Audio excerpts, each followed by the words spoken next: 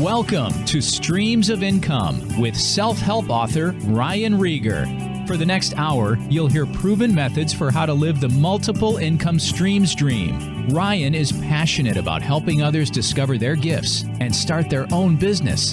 He's published 5 books, and his courses and group coaching programs have changed the lives of thousands of students all over the world.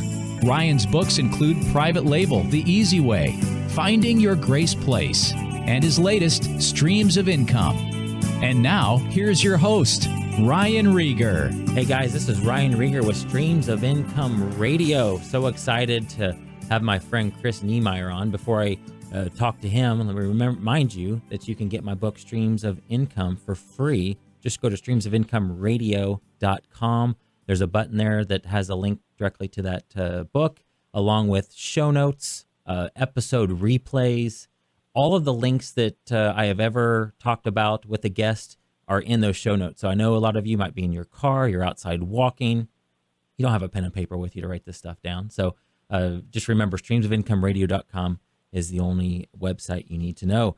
Guys, today we'll be talking with Chris. He travels the world with his family. He loves to travel. He runs his business at the same time because he has systems and processes in place that allow him to be away from his business and it still runs. Chris, I love in your bio you sent me. Guys, Chris has been a friend of mine for a while now. I'm actually in a mastermind group with him.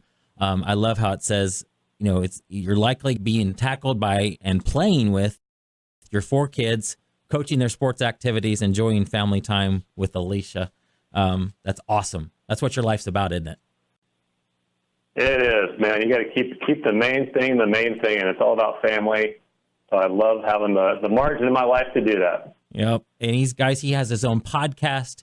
We'll talk about that. He has multiple businesses. He's a confidence coach and a productivity consultant. We're going to talk about, those words get interchanged a lot, but they're different things. So I'll chat with him about that because in my book, Streams of Income, I have the C model of coaching and consulting. And in my book, my own book, actually, I don't do a good job of breaking down exactly what those are and the differences of them. But we'll talk about that today because it's a key thing. So Chris, tell me about your story. I know, what you're doing now, but I don't really, honestly, even though we've known each other for a little while now, I don't know a lot of back history of how you got started in business and how it led to where you are here. Yeah, well, we have a little bit in common there. Long ago, my first career was in politics, of all things. Cool. So we share that in common. Yeah. You used to work with Mike Pence, and I ran a big PAC, a political action committee in Southern California. And after 6 years in that and being around the business community, we got to know a lot about business, how they run. Mm-hmm. And a lot of my mentors were these just successful, multimillionaire guys. And I got to know about that. My wife and I had that entrepreneurial itch, and we knew that I didn't want to stay in politics forever. Yep. She didn't want to work for the man forever. So we had that literal kitchen table discussion where we had a piece of paper. And so what are we interested in? What are we good at? What are some skill sets that we've been given? And missions has always been something that we've been part of since we were children, right? Missions. Going on short-term mission trips in summer. And then travel was a big thing. We both love to travel. And so did a little bit of research, and Mission Travel came to the surface. In fact, that domain, Mission Travel, was available. We're like, what? That's your website. Let's buy this thing. So missiontravel.org. It was available. We snatched it up. And really, that business has been the foundation of my entrepreneurial journey. This is an online business where we help churches, mission organizations, and schools do all the travel coordination for their short-term mission trips. Wow. So if you come to us for your airfare, your lodging, your travel insurance, visas, all that. And so that was the start of our online journey. And it's since morphed into, growing that substantially. Now we've got a team of employees that run it. There's a whole history and journey behind that in terms of I was that entrepreneur who was working too much in the business at some point and decided I needed to scale it and systematize it and delegate more. That's awesome. So tell me about going back to that kitchen table. Because that's so cool that you wrote down. Those are the kind of the questions in my book. I talk about what are you good at? What are you passionate about? So you actually had that conversation, wrote it out on a piece of paper, and came to the conclusion that it was missions and travel, and let's put them together. That's awesome. Yeah. Well, she had the background in some marketing. Okay. I learned a lot about business because I was in the business world of politics. And so just the systems and setting the foundation for a true business venture and the strategy behind it. We had, and I talked about this sometimes in our podcast, we had many date nights for about that 6-month period where we're building the business, where we would go to Barnes & Noble, and I'd go over to like the SEO and online marketing section, and she'd go somewhere else to learn about how to start an online business, right? Because we had the foundations from schooling and some of our jobs, but really taking that to the next level of how do you create an online business where you're visible. So things like SEO and meta and marketing, all that stuff was new to me, but we learned it together. It was great. That's so cool. And guys, just so you know, you don't let that intimidate you. Just because he learned it all and probably you implemented all that on your own for a while, correct? And then now, but I bet now you don't dabble in too much of those things because you focus on only what you can focus on. And guys, we'll totally get to that topic because that's his passion of helping people work on their business, not so much in it. When you did that kitchen table talk, were you guys both employed? Did you just quit what you were doing and then jump right into business? Or did you have a while there where you were making some income from a job while you're building the business? Yeah, great question. So we both were employed. We were both at that point, though, in our careers where we knew we didn't want to be doing what we were doing forever, right? And so I had a knee-jerk reaction. I went to my board like the following week and was like, "I'm quitting. I'm giving my notice," right? Which was not very wise. Unfortunately, I got talked off that cliff. Oh my goodness! And so they very delicately said, "Hey, we've got a system we can put a package in place for you to make this worth your while to stay on for the next several months." Okay. Which was great. It actually gave us the runway that we needed, right? Because we were young. We were mid-20s at the time. Yeah. It gave us the runway that we needed to save, to be more intentional about having some reserves, and then really to do a lot of the market research and to build the business on the side, like you talk about in your book, right? It's getting that side hustle and all that needs to go into building the business plan there. Yep. So we came from a position of strength in that we had the financial runway and we had the time to invest in building the business before we made the big launch. That's awesome. Where was your, I guess, business at the time that you had that situation with your job was over? Was it, I guess you don't have to tell me numbers, but maybe in relation to what you were making at the job, were you at 25%, 50%? By that time, had you recouped all of your income? No, that's actually an interesting part of the journey. No, we did not. We felt like we had enough saved up. So I think it was somewhere in that 6 to 9 month range. Okay. We had enough saved up of our expenses. And I had a couple of opportunities in front of me. So I knew that if this wasn't going to work, I had something else to go on. But I think we were only maybe 20% of revenue by the time we actually made the jump. Okay. We still had quite a bit of catch up to do. But once you had the full-time, idea to really invest my time into the business and make the calls that were necessary to grow a client base, then it took just a couple months to get to and actually exceed that threshold that we were at. That's awesome. Our buddy Dan Miller, who I'll have on the show, I'm sure at some point. That's how Chris and I got to know each other, was through Dan Miller. Dan's the author of a book called 48 Days to the Work You Love. He suggests that once you're at 50% of your job revenue in your side hustle, that's a point when you can, quote, safely exit, because if you get that 40, 50, 60 hours back, you're going to be able to make up that extra income. You basically had a jump off point. You didn't have any choice but to quit at 20%, which is fine, but you obviously made it work. Yeah, it's a little scary. And I wish I had known Dan prior to that, because I probably would have taken his advice. Right.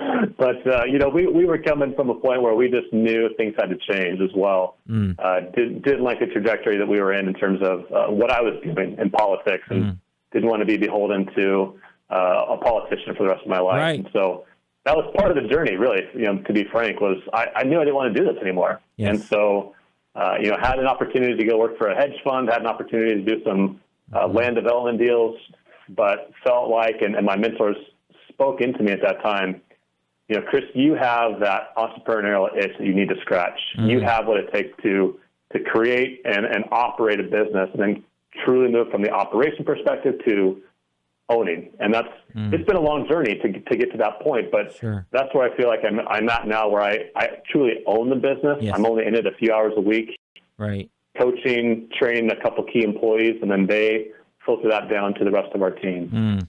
Yeah. And so I imagine early on you were doing everything, correct? Oh yeah. I was that typical entrepreneur in EMIS that was, wearing every single hat, and a lot of them were scratchy and didn't fit, but you have to put them on and be part of that. I love that scratchy and didn't fit. That's so true. Oh my gosh. Yeah, guys, we're going to talk about that coming up in another segment of the same show, with how to outsource, because that's so key. You can quit your job and then end up having another job. You want a business that can run, whether you're in Florida, where Chris is, in Texas, where I am, or you live in Jamaica or travel in the world. So, guys, this is Ryan Rieger with Streams of Income. Remember, you can get my book for free at streamsofincomeradio.com. Hey, guys, we're back. This is Ryan Rieger with Streams of Income Radio. You can get my book, Streams of Income, for free at streamsofincomeradio.com. We're talking with my buddy, my friend, mastermind partner, Chris Niemeyer, about productivity, about working on your business instead of in it. We talked about how he travels the world. He's got a missions travel site, missiontravel.org, where he helps church groups, organizations put together missions trips. He handles all of the tasks that need to be done when doing a missions trip. And it's not as simple as, hey, I want to go and serve here. You got to get passports and airplane tickets and hotels, and he handles all that logistics for companies. So it's awesome. Chris, in the last segment, we talked about your story. I loved it. I learned some stuff that I didn't know about you.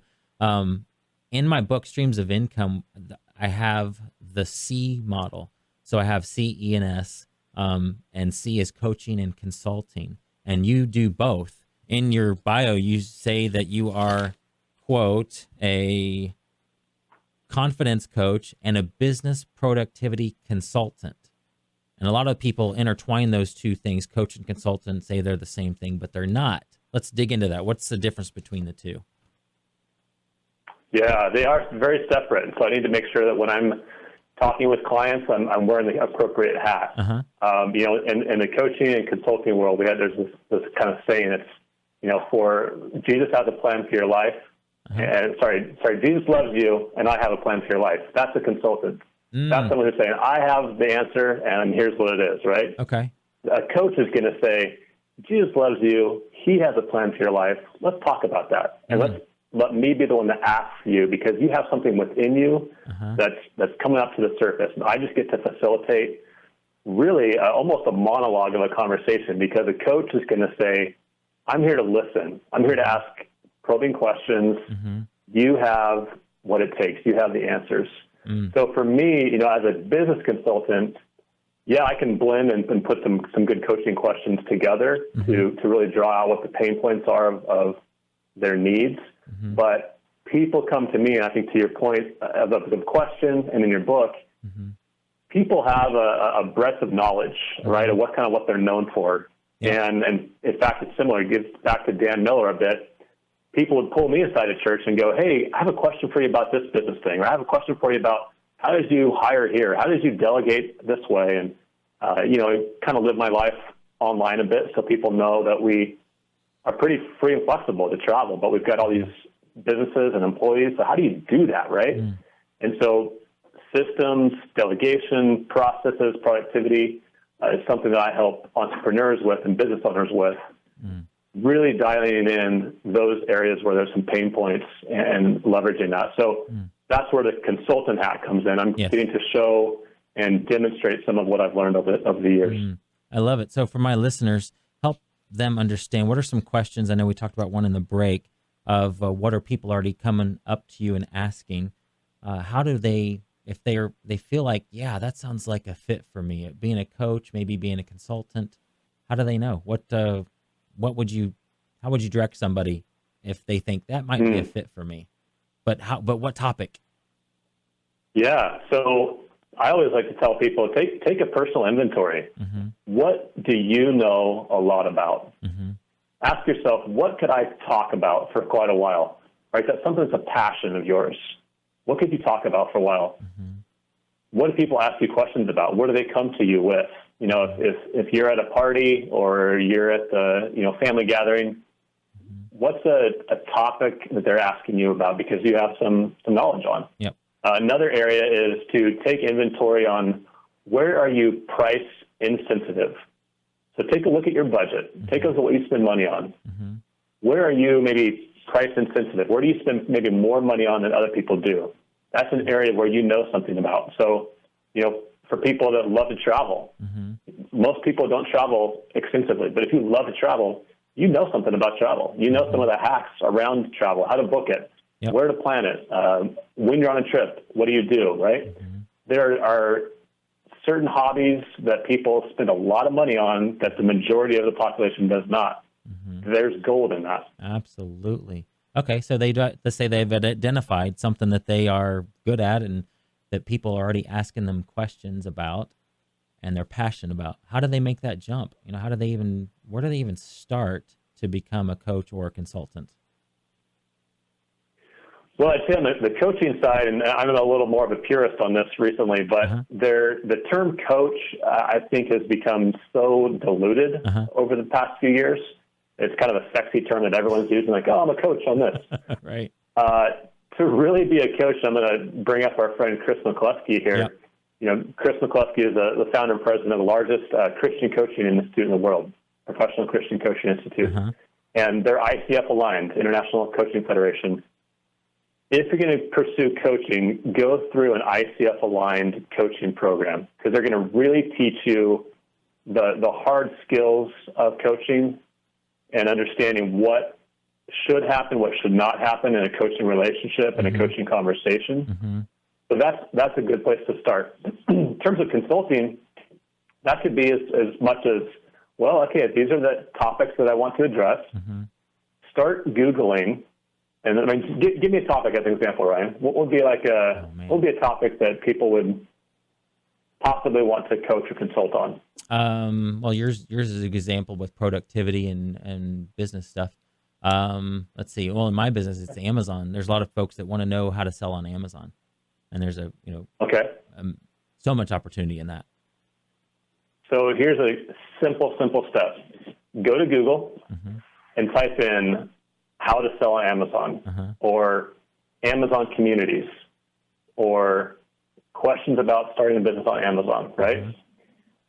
There's plenty of information you're going to find on there. Go to those communities. Facebook, obviously, is a great place to start with communities on a certain topic or interest. There's tons of free groups out there. Get into those, explore them, become active, start answering questions, start seeing what questions are being posed routinely. Go back and Google how often is that question routinely raised. If there's search results showing up, you know that question is being raised a lot, and there's an opportunity there for a business. So that's when you can then say, how might I approach maybe throwing up a website, maybe just reaching out to people in that community saying, hey, I can actually coach or consult around this. Let's hop on a call. So you have to do some research about what that product or what that topic is going to bear. Obviously certain types of topics might have a coaching rate of $50 an hour, $100 an hour. Some will be multiple hundreds, so you have to kind of know your audience. I love it. You could also just the people who are already approaching you. Here's a good question. I just thought, and it's a tough one. The people, you probably are past this by now, but charging for that. So if you have somebody comes up to you at church and they know that you sell on Amazon, or with you, they know that you do travel stuff, and they want your help with booking a vacation or something, or just when the folks who are out here listening and they already are getting questions, how do they make the change from, or in their mindset, to giving free advice to starting to charge for that? Yeah, great question. So I just learned this from my friend and mentor, Michael Hyatt, even just this year. And we've been friends. We've actually both been clients of each other's the past several years. But he has a great blog on this, and because he gets asked a lot, right? And we hear that, hey, can I pick your brain about, X, Y, or Z? Right.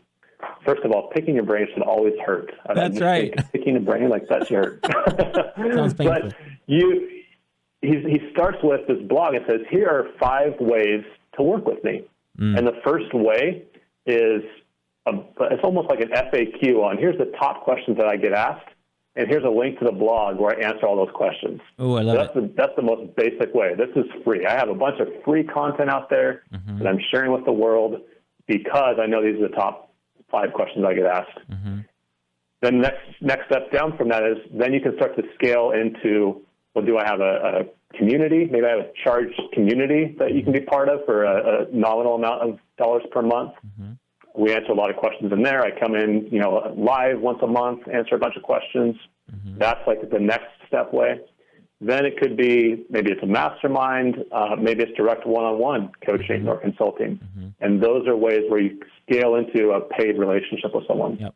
Just by showing them that opportunity, correct? Like, go here, right? And it's already listed, and you don't have to have that awkward conversation of, well, I charge for that. It's, if they see the value in that one-on-one coaching opportunity, they're going to pick that. If they want the free stuff, picking your brain is what they're, usually referring to. They want to take you out to lunch and they might pay for a meal, but folks, what you have is valuable and it's worth more than just a meal.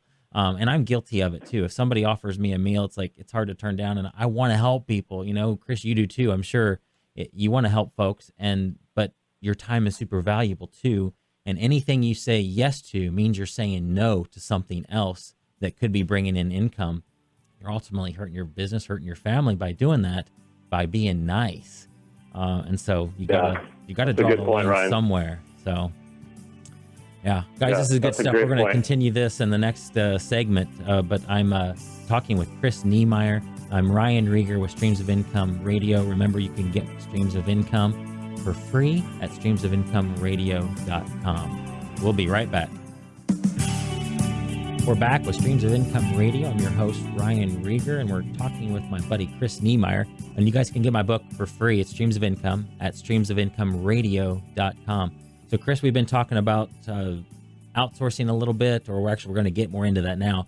But just your story, we talked about being a coach versus a consultant, how to make that leap. If somebody is already asking you questions, that's a good example of something that you might be a coach or a consultant for. But let's get into your sweet spot, is talking about productivity and outsourcing, how to delegate tasks so that you're working on only those things that you should be working on as a business owner. But you made in your bio that you sent me, I love one of the questions that you said that you typically are asked a lot about making that mindset shift to owning a business as opposed to having a job. So let's talk to that person who is self-employed, that thinks they are running a business because they work for themselves. Now they're not working for anybody else. They are their own boss. That maybe they're a plumber and their income is tied to the amount of hours that they work. Would you say that person has a business? And I don't want to, disparage anybody, but let's tell the truth and then give them some solutions.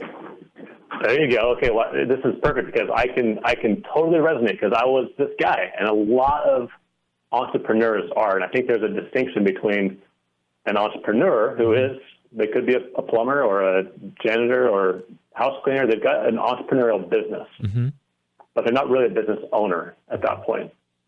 If your income is reliant on you showing up every single day, day in, day out, week in and week out, it's not a business, it's a job.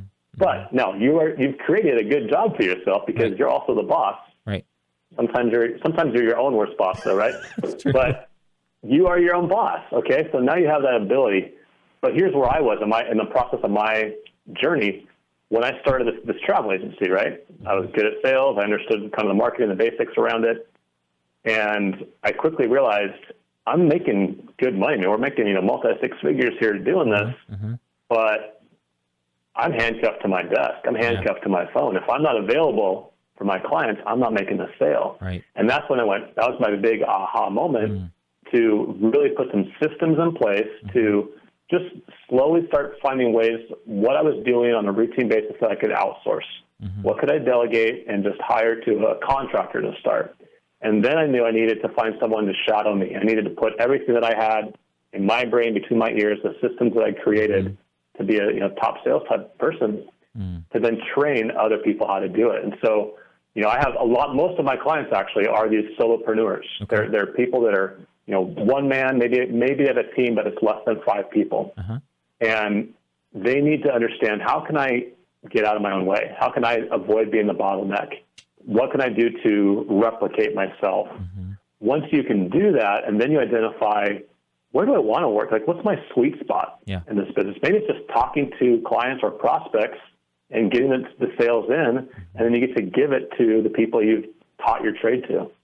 So walk us through that process. What would you, let's say you said in the break that you've worked with plumbers, pressure washers, janitors, let's say pressure washer. So they're out cleaning windows or anything, I guess, that needs to be pressure washed. Somebody's vinyl siding might need it. But in order for them to make more money, they have to book more jobs, which means they have to work more hours. And guys, please understand me when I say that that's not a bad thing. If you have worked in a regular job before and you didn't like your boss or you hated that commute, and now you're a pressure washer and you love your life, you feel like you've got your life back, and you can say no to jobs that you don't want to do because you're going to go on vacation that week. That's amazing. And that's awesome. And most people don't do that. Most people are going to a job, and there's a Gallup poll that says 85% of people are disengaged at work. So meaning most people don't like what they're doing. They're spending 8 hours plus a day on something they don't even like. So maybe you just love pressure washing. You love being a plumber and you're good at it and you're in your sweet spot. That's great. I congratulate you and give you a huge pat on the back. But if you're in a situation where you want to scale more, but you don't really want to work more hours, don't feel like you are stuck, because there is a solution. So Chris, let's talk to that person who's a solopreneur. They have a business, or basically they've created themselves a job, not a bad thing, but they just are starting to feel like, man, I really want to make more money, need to, but I can't unless I work more hours, and there's really not any more hours for me to work. Yeah. So that person is probably, they got into that job or that business because they knew the trade well. They knew how to be a good, effective pressure washer. And their end product shines, right? That's why they're getting new clients. That's why they're getting referrals. Yep. So they're good at what they do, and they're able to charge more than just being an employee. So their sweet spot is likely talking to clients, asking for the repeat and referral sales, going and prospecting. In that kind of business, and again, I've had clients in these types of industries, you can also go and find young individuals to learn the trade at a much more reduced rate than you can charge. And so you can charge a client, $40 an hour and pay someone $12. Yep. You're worth more than $40 an hour. Yeah. You shouldn't be doing the $12 work, right?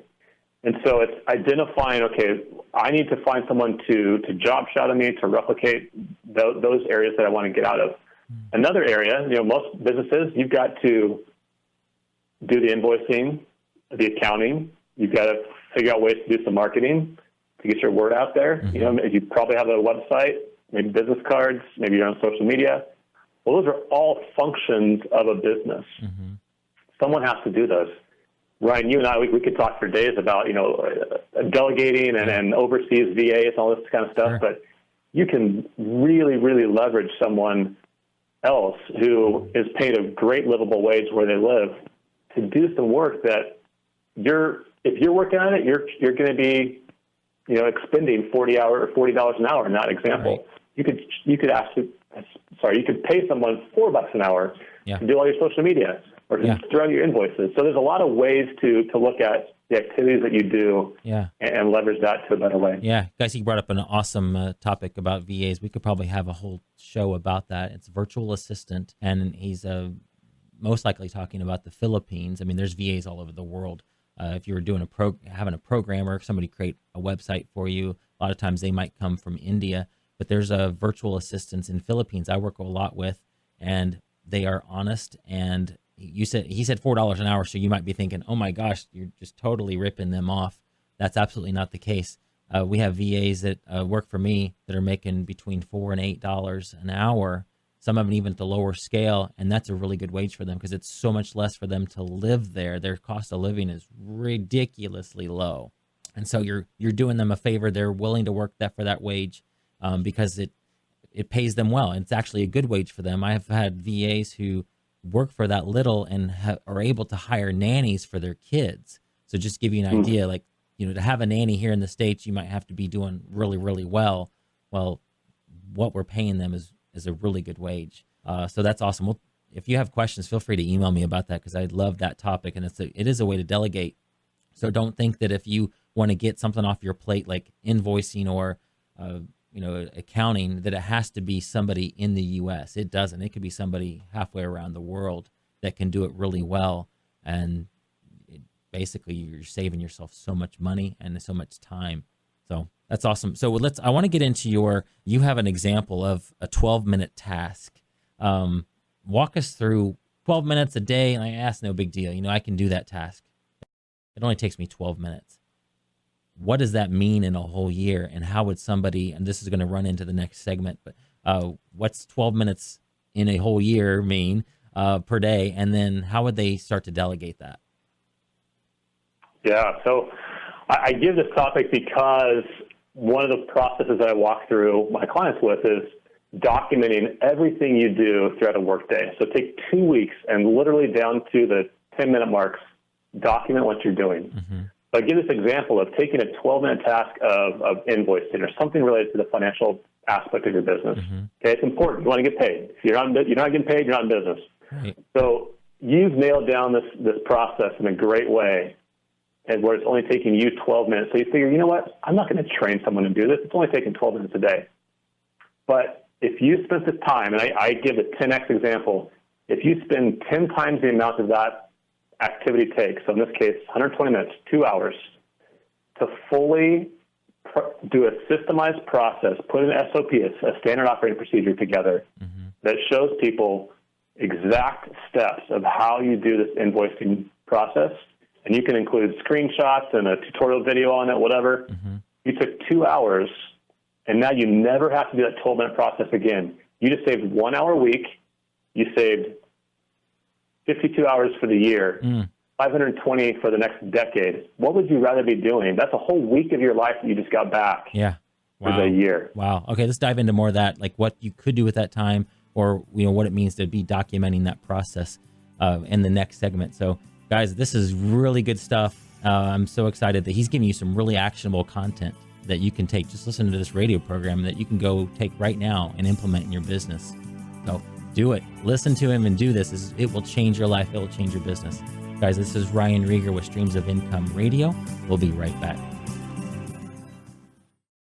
All right, guys, we're back. This is Ryan Rieger with Streams of Income Radio. Don't forget, you can grab my book, Streams of Income, for free at streamsofincomeradio.com. Also on that site, there's links to all of the show notes, every link that is mentioned, every website address that's mentioned. Don't feel like you have to sit in your car and write all these down. Those are all on that site, streamsofincomeradio.com. We're talking with my buddy Chris Niemeyer. He is a consultant, a coach. He owns a site called Missions Travel, or missiontravel.org. And in the last segment, we got into the tasks of identifying those little things that 12-minute task, essentially, that a business owner might think, oh, that's no big deal. I'll do that 12-minute task, even though it's something that they could hire out for $4 an hour, as we mentioned, using a virtual assistant, or maybe even somebody here in the States for $10 an hour. That's still a job that they should hire out because they're worth way more than that $4 or that $10 per hour. So give me an example of a 12-minute task and exactly what somebody would do to delegate that. Yeah, so again, I use that 10x rule. So if you have a 12-minute task, give yourself at least 2 hours to really work this through. And you're not going to need that much time. Right. In all the research I've done and all the examples I've given with my clients, you're not going to need that much time. But I think that is a frame of mind. So now go into, let's just take the invoice as an example, or it could be social media posting, or it could be, creating social media cards on Canva or whatever. I use a tool called Loom, loom.us. You can use Zoom, you can use all sorts of things to record your screen, or you can use screenshot tools to record your screen. Go through each step-by-step of what you're doing, and you need to make it as basic as possible. So, like, the first step is open canva.com on your web browser. Right? Yep. Here's the login, right? And I actually have, in fact, if guests want this, Ryan, I've got an SOP template, standard operating procedure template. Oh, that's awesome. That I use that I give away for free here. Okay. Yeah. But it has all the steps of what you do. So make it, if it's sequential, it's got to be sequential. Then put in the link to the video, or put in the link to the website or the login information. And you just walk them through that. And then you've got that process down. Now, hopefully, someone from the street could come in, take a look at that document, and go, I can do this. Yeah. So now, get it overseas to someone for cheaper. Right. That's awesome. So literally step by step, imagine a fifth grader or, a kindergartner trying to read this. Could you get them to understand it? It needs to be super basic, right? And in every single little step, don't skip something. Actually, let me give you an example. It just happened this morning, and this has to do with you and I working together, right? So we're having this talk about some Amazon stuff that we're doing together. Yep. And I have a 10-year-old son, Jesse, who wants to help with some of this. And so we're creating a lot of these Amazon merch shirts. Yes. We're going to be creating some designs and then going into merch and putting in the keywords. So while I was doing that the first time today, I recorded myself because I wanted to give it to Jesse, my 10-year-old, to say, Jesse, in one window, you've got this Google document open. Yeah. In the other window, you've got merch. And here's the process we're going to go through. Love it. You're just really showing him what you're doing. Oh, my gosh, that's awesome. So he's going to upload all those designs for you. He will. Incredible. Guys, this is, so he mentioned Amazon Merch. Merch, real quick, is a platform where you can upload designs to Amazon, and Amazon will put them on T-shirts, and it's print on demand. So if I go and buy one of Chris's T-shirts, then Amazon will print that one right then and there and ship it to me. It's a really cool program. It's totally free to get started. I'll have the link in the show notes. There's a lot of people that are creating a whole other stream of income. In fact, it's so funny that you mentioned merch. Today, I saw a payout in my Amazon, or in my bank account from Amazon. It was like $450 some. Like, what's that? Because that's a smaller amount than the regular Amazon stuff. So is that one of my Kindle books or something? It was merch. And wow. I don't do anything with that. I just have designs that just sell. Now, some days or months, it's not that much. I checked, like last month, it was $300 some. But that's extra income that's just coming in that I don't do anything with. And literally, if you just can upload designs, Amazon, it'll be on Amazon.com. It'll be searchable, and customers can buy it all over the world. Amazon will print that and send that shirt to them and pay you the money. So it's a really cool business model.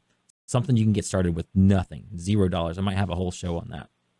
So, yeah, Chris, that's awesome. I love that.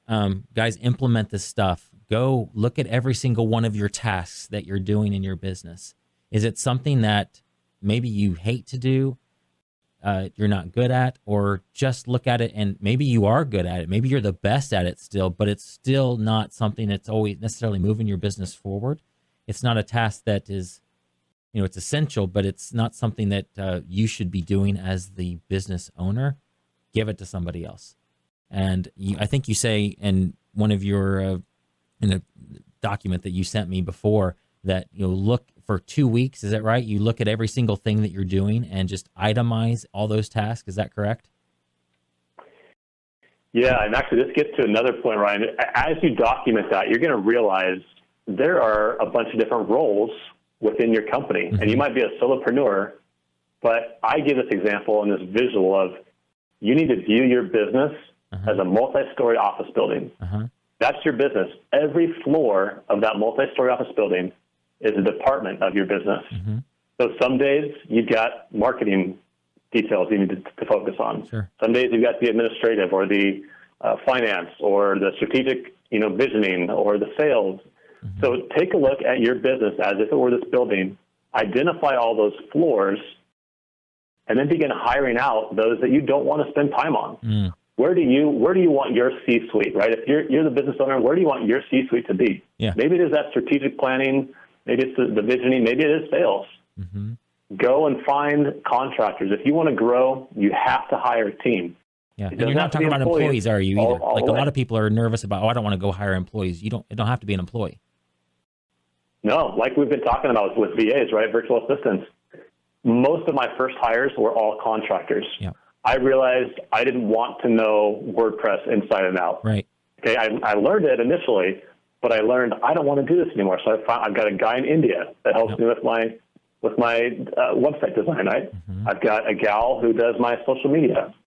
Mm-hmm. I have a bookkeeper. Right. We've got all these areas where you can just delegate to a contractor for a specified small amount when needed. So you don't have to have an actual employee do that for you. Right. Yep. That's awesome, guys. Only be working on what you can do. The only thing you need to be doing in your business is those things that only you can do. And I know I'm not there. Chris is probably farther along than me. I still do things that I shouldn't be doing, but I'm getting better at it. I'm auditing my tasks, and I am definitely going to be outsourcing more. You've encouraged me, inspired me to really take a really closer look, because I know there's things in my business that I'm still doing that I shouldn't. You'd probably be slapping me on the hand and say, "Hey, what are you doing, man?" Yeah, that's okay. Hey, I'm there sometimes too, right? And I back to that illustration of the office building. Mm-hmm. You're going to have to go to those floors. So know which floor you're staying on, where your office is. Right. Know where the elevator is. When you need to go visit, try to stay in the elevator and just kind of yell at the door like, "How are we doing? How's project and marketing going? Great. Thumbs up. I'm going back to my floor." Right. Sometimes you will get sucked into the floor and need to have some time to be a bit more in the weeds, so to speak. Sure. But know where your sweet spot is and try to stay in that as much as possible. Love it. All right. We got about a little over 2 minutes left. Tell me about EFM. What's that stand for? What is that all about? That's like my passion project right now. So EFM, Entrepreneurial Family Man. That's a podcast that I started with some close buddies. They're also coaches. So EFMlife.com is where you can find us. We've been going on for almost 2 years now. And it's a show where we as men, we want to do well in business, but we don't want to do that at the expense of our wife and our family. And so we have just a frank, it's a safe place to come and have discussions as married men. How do we have more success in our marriage and in our family as we do in our business? Because so many times I talk with clients of mine that they're scaling, they're hustling in their business, and their bank account is growing, but they're coming home to bankrupt relationships. Don't be that guy. You want to invest just as much in your marriage and your family. Oh my gosh, that's so true. Guys, I'm a part of his mastermind group. They created the 4 guys that do the podcast. It's an EFM mastermind because I'm an entrepreneur and I'm a family guy, and I've learned a lot from these guys about how to make sure that, that work comes around. You don't put your work in, imagine a big jar. You're not putting work in and then your family time comes after that. Put your family in and then work around that. I know that's not always possible all the time, especially when you're getting started with a business. You might be spending more time in it, but get to a place where, your work is way lower priority than your family. And your business will be better as a result of that, because you're going to have a happier wife, a happier husband, happier kids, and you're just going to be able to be more productive at work. So, Chris, thank you so much. Well, we've seen that too, right, in that mastermind, Ryan. I mean, these guys are spending way more time with their wives and kids. Their wife is the biggest stakeholder in their business, and now their business is scaling up, even though they're not spending as much time as they thought they were going to need to. Right. That's awesome. Guys, this has been awesome. Chris, thanks for being on with me. This is Streams of Income Radio. You can get my book for free at streamsofincomeradio.com, along with all the show notes and episode links that we've mentioned here. Guys, thanks so much for listening. We'll see you next time. You've been listening to Streams of Income with self-help author Ryan Rieger. From right here in the Dallas Metroplex, Ryan teaches several entrepreneurial courses and group coaching programs to students all over the world. Be sure to listen next week at the same time for Streams of Income.